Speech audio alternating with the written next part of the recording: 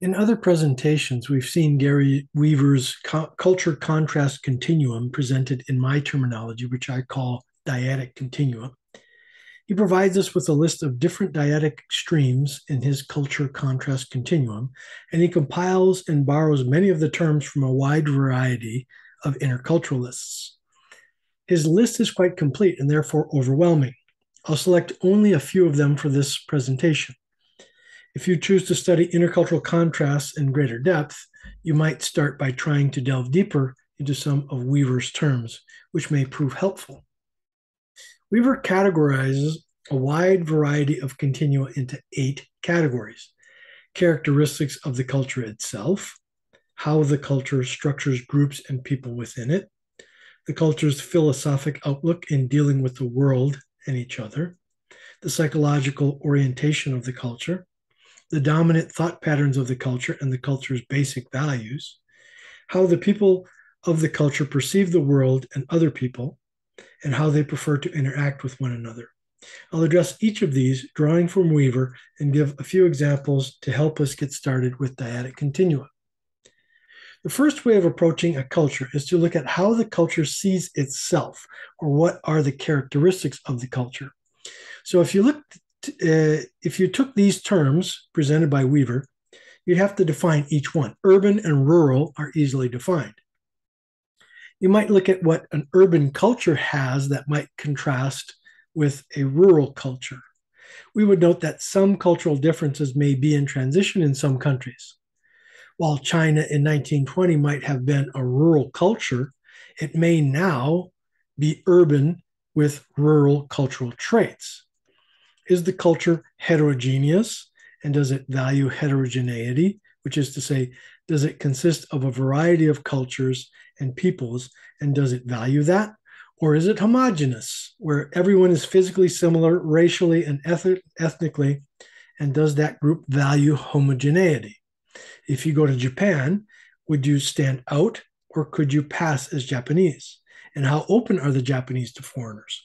The characteristics of the groups and their organization and values within the culture are important things to understand when crossing into the culture. The other terms here are less useful to us starting off. Now, let's look at social structure, or how the culture structures groups and people within it. Now, social structures give us a rich and very useful set of cultural contrasts and dyads. The most commonly cited one in any literature or on any list is the individualistic versus collectivistic cultures. Can you be an individual and are individual freedoms celebrated over the group? Or is the group and the collective decision of the group the key to success in that culture? If you compare the rest of these dyads, I think you can pretty easily understand that these social structures, with explicit social rules or not, flexible or rigid roles, and low or high power distance, are useful things to know about a culture and what potential conflicts you may encounter. I have shortened this list from what Weaver has provided and focused on some of those that we will actually encounter in future presentations through the ideas of other interculturalists. Philosophic outlook and psychological orientations of a culture also have contrast and conflict implications.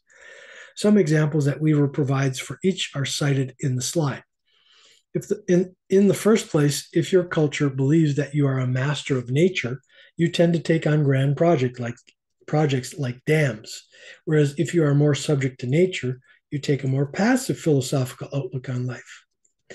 This greatly affects how a culture deals with disasters, pandemics, and other challenges.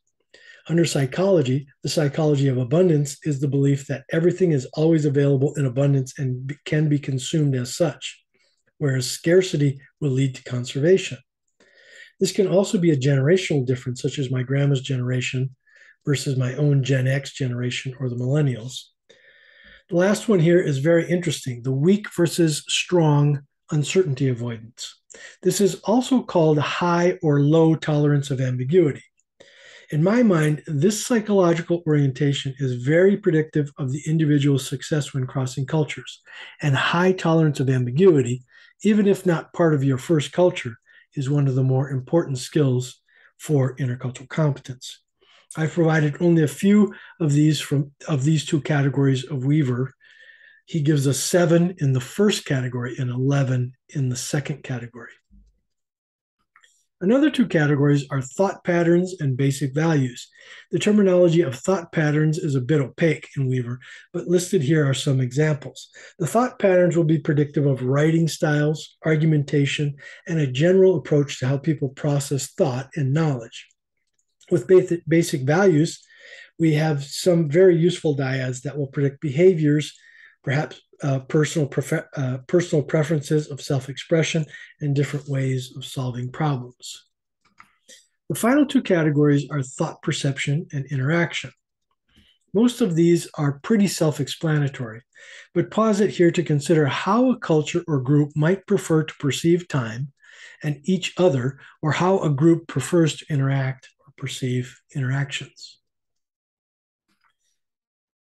We look at Weaver's approach because it gives us a basic culture contrast framework in the form of dyads on a continuum. Each extreme is defined as a culture's broadly preferred way of doing something or interpreting actions or behaviors.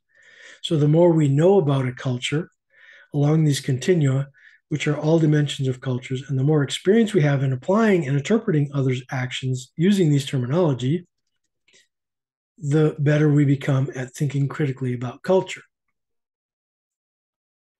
That is the deepening of our understanding. And the better we get at applying and understanding, the more skillful we become and the more interculturally competent we become as you become more skillful. You can create new terms and add to these categories and dyads going forward. Here's my definition again. I hope it makes more sense now, as we have just started building our knowledge base as to culture and how it tends to be. The deeper our understanding and ability to apply this dyadic framework to our second cultures, the more effective and appropriate we become in many intercultural situations. Does any of this impact your definition of culture or intercultural competence? Think about it. While I use these videos as presentations for the courses I teach on intercultural competence, they're also freely available for anyone to watch. So please feel free to like it or subscribe to this channel as you see fit, or share it. Your feedback is very valuable to me to help make things clearer for others coming behind you. And may you find the peace that you are looking for.